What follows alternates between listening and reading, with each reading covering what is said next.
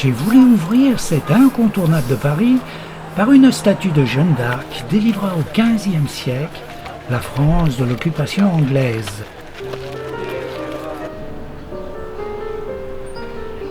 Le jardin des Tuileries tient son nom des fabriques de tuiles, juste à l'endroit où la reine Catherine de Médicis a fait en 1564 édifier le palais des Tuileries, aujourd'hui disparu. C'est le célèbre jardinier du roi André le Nôtre qui lui donne à partir de 1664 son aspect actuel de jardin à la française.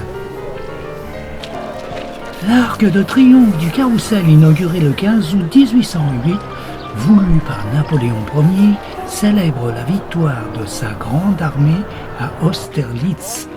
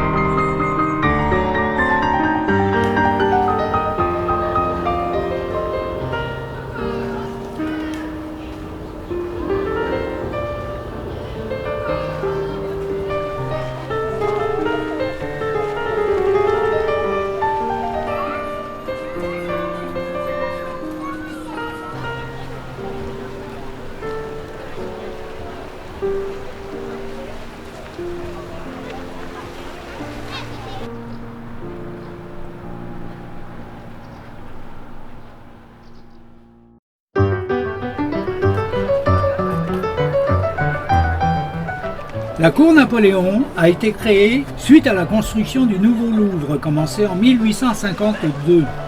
C'est l'empereur Napoléon III qui a inauguré le Louvre le 14 août 1857, reliant ainsi le Louvre au palais des Tuileries.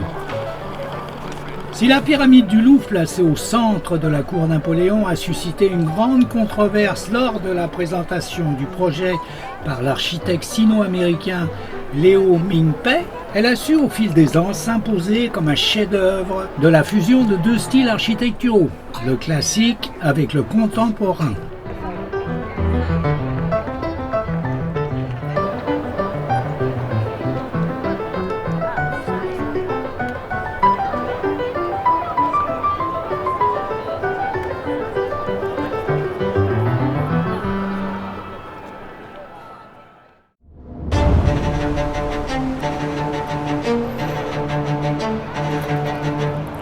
L'arc de triomphe de l'Étoile, fier de sa hauteur de 50 mètres et de sa situation à l'extrémité des Champs-Élysées, est l'un des symboles de la France à l'étranger.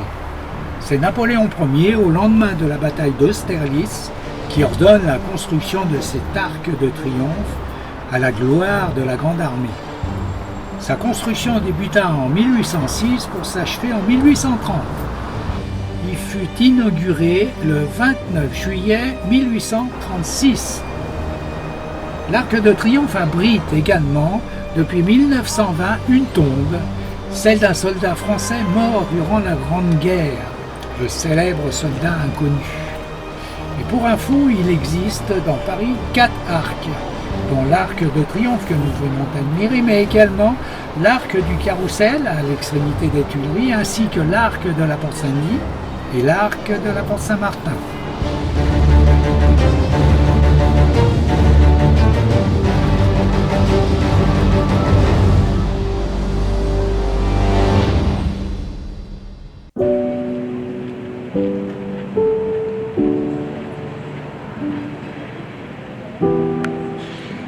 Vous serez d'accord avec moi, le musée Rodin se passe de commentaires, mais à coup sûr doit faire partie des incontournables de Paris.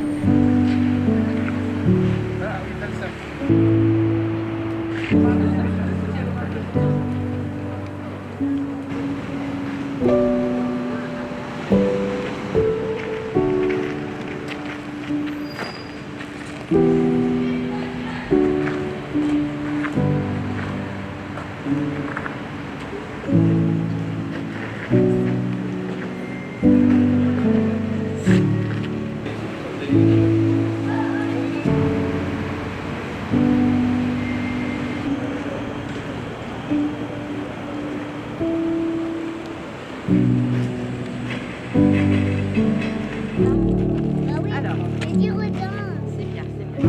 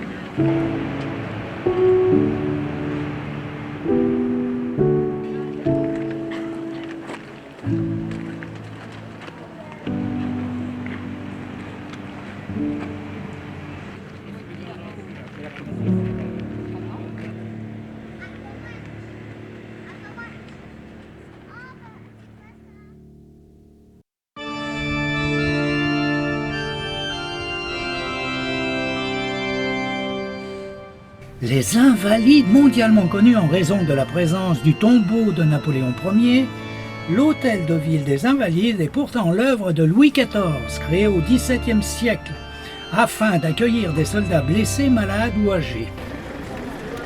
Il a connu les événements de la Révolution, avant d'être transformé en panthéon militaire de la France au XIXe siècle.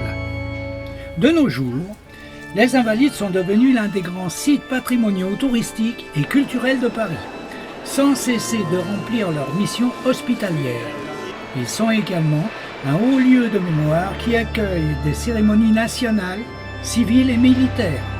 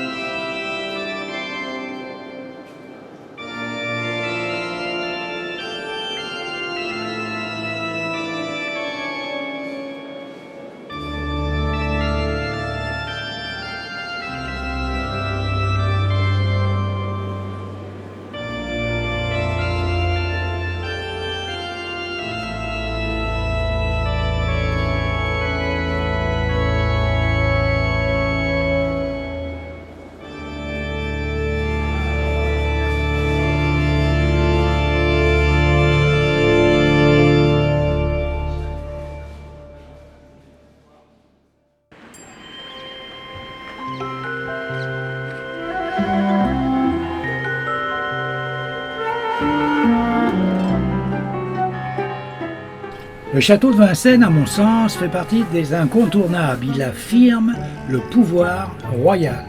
Il protège la capitale contre toutes invasions, mais également contre tout soulèvement.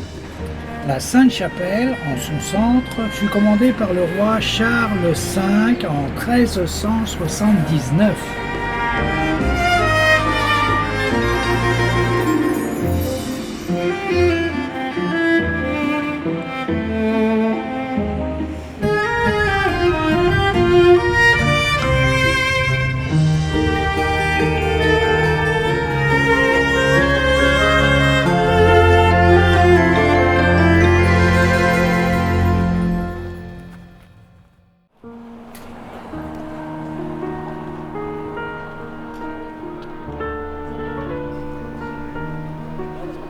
En 1744, après une grave maladie dont il attribue la guérison à l'invocation de la Sainte, Louis XV fait vœu de consacrer à Geneviève un édifice prestigieux. Le projet de la nouvelle basilique est confié en 1755 à l'architecte Soufflot. Son collaborateur Rondelet achève l'édifice en 1790. En 1791, le monument est transformé en panthéon national.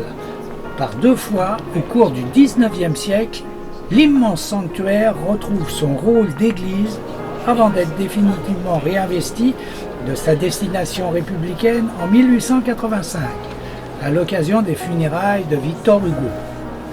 Un panthéon consacré à la mémoire des grands hommes et femmes de la nation.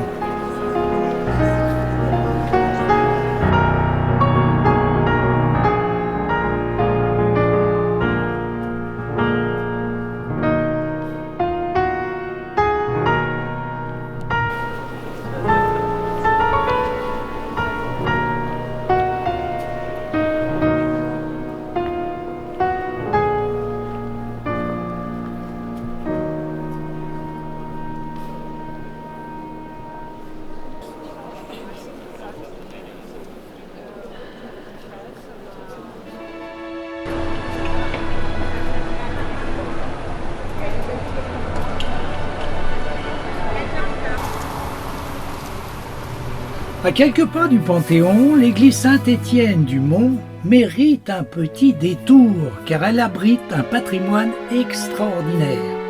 Pour commencer, son Juppé que nous voyons là, qui est le dernier à Paris, ainsi que le tombeau de Sainte Geneviève, la sainte patronne de Paris.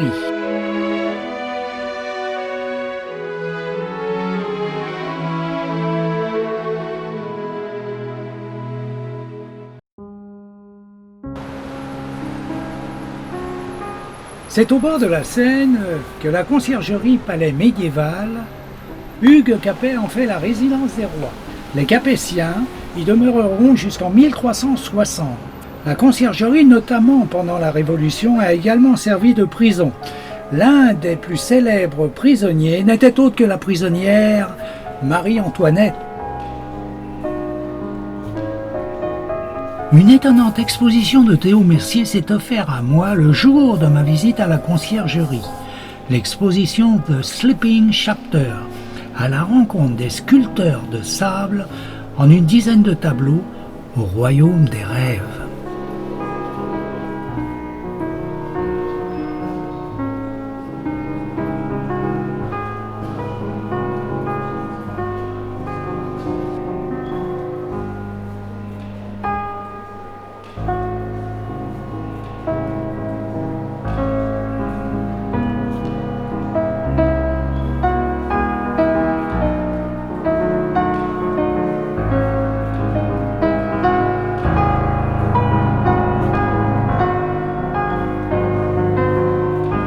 La Sainte-Chapelle du Palais, qui est un véritable chef-d'œuvre gothique, a été commandée par Saint Louis afin de mettre à l'abri un morceau de la vraie croix et diverses reliques de la Passion acquises en 1239.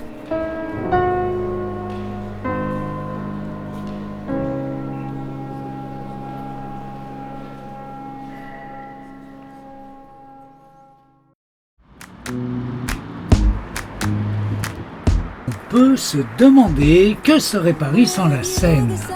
La Seine qui se la coule douce, comme disait Prévert, de jour comme de nuit, sans souci, pour un voyage très lointain.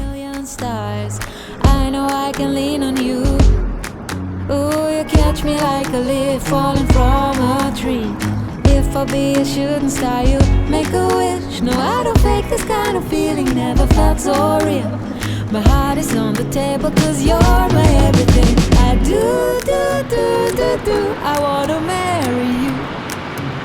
Cause when you're around, I know it's true. The way you make me feel is so good, baby. So good, so good. Every single day we spend apart, I wanna be with you.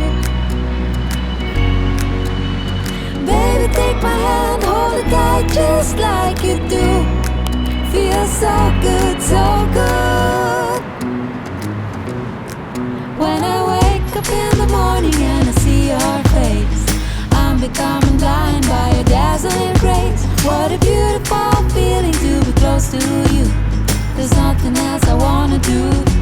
Ooh, and from the fields of flowers you chose to pick me. You're spreading sugar on my misery, and I don't fake this kind of feeling, never felt so real. My heart is on the table 'cause you're my everything. I do, I wanna marry you. 'Cause when you're around I know it's true. The way you make me feel is so good, baby. So good, so good. Every single day was spent apart. I wanna be with you.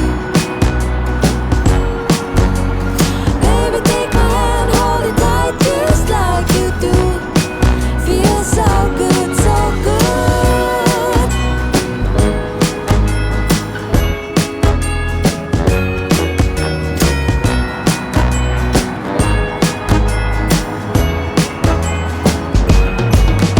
And I do, I wanna marry you. 'Cause when you're around I know it's true. The way you make me feel is so good, baby. So good, so good. Every single day was spent apart. I wanna be with you.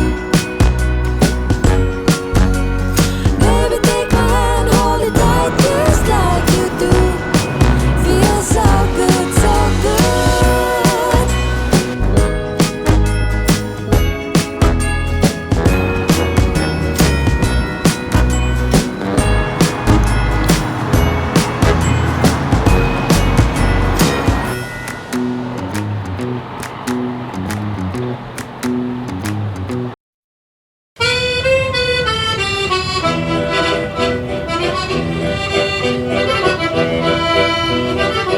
Si il y a bien une visite qui s'impose à Paris, c'est bien celle de la Tour Eiffel.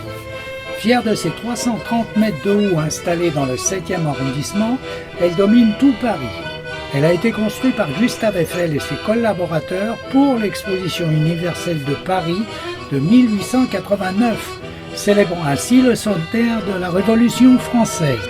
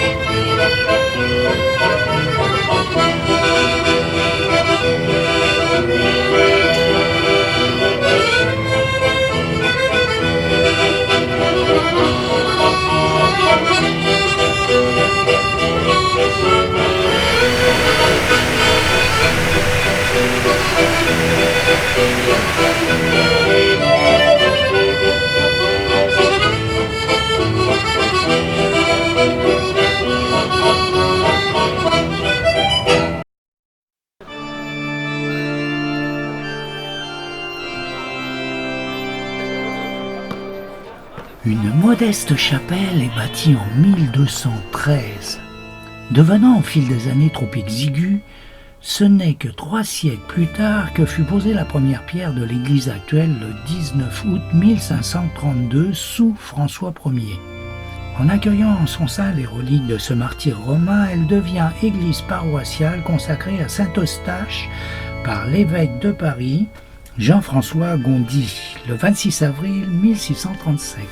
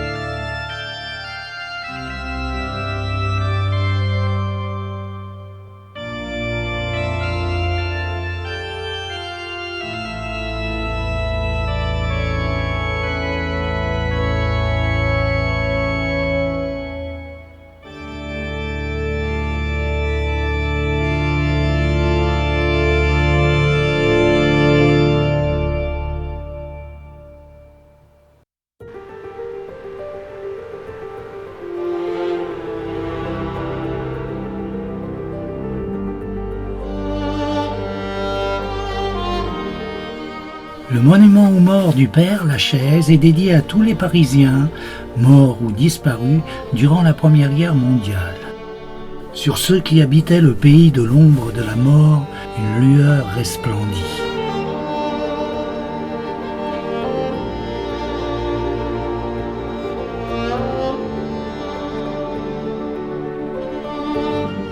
Le cimetière du Père Lachaise est l'un des plus grands cimetières intramuros de Paris et l'un des plus visités au monde. C'est le 21 mai 1804 que le cimetière ouvrit ses portes alors que Paris commençait cruellement à manquer de lieux où inhumer ses morts. Avec ses 44 hectares, ses 70 000 concessions et son million de personnes enterrées, le Père Lachaise est la plus grande nécropole parisienne. D'ailleurs, d'où vient son nom ? Le cimetière du Père Lachaise porte le nom du prêtre jésuite, confesseur de Louis XIV pendant plus de 34 ans. Cet homme d'église particulièrement apprécié des paroissiens et des habitants donna tout naturellement son nom au cimetière. Tiki Olgado, comédien, chanteur, musicien. Gaspard Ulliel, acteur, l'un des plus prometteurs de sa génération, qui nous a touchés dans le rôle d'Yves Saint-Laurent, et bien d'autres. Édith Piaf, célèbre dans le monde entier, et qui symbolise la France. Un nombre incalculable de célébrités, musiciens, peintres, chanteurs, politiciens, découvreurs. Jim Morrison du groupe The Doors, chanteur et poète américain, idole du rock, mort prématurément à 27 ans, qui rejoint ainsi le triste club des 27. Gilbert Bécaud, Monsieur 100 000 volts. À ne pas manquer la statue de bronze qui représente le berger qui va chercher la brebis égarée, qui compte pour lui autant que le reste du troupeau. Et si vous frottez le museau du mouton déjà très poli, c'est censé guérir les problèmes sexuels. Mythe ou réalité ? Franck Alamo, chanteur des années 60. Le jeune écrivain Victor Noir a été tué à l'âge de 21 ans par le prince Pierre-Napoléon Bonaparte d'un tir au pistolet. Devenu après sa mort un véritable symbole républicain, il fut transféré en 1891 au cimetière du Père Lachaise.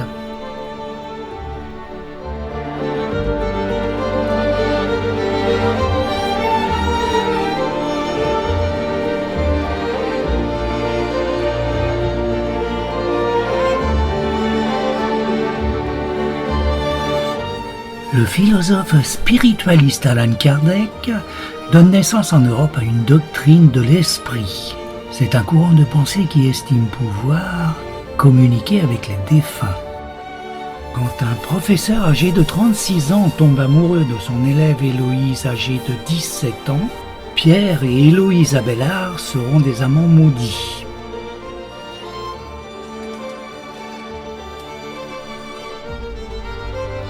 Michel Legrand, Simone Signoret, Yves Montand et bien d'autres, comptant les feuilles mortes qui tombent à la pelle en cette saison d'hiver.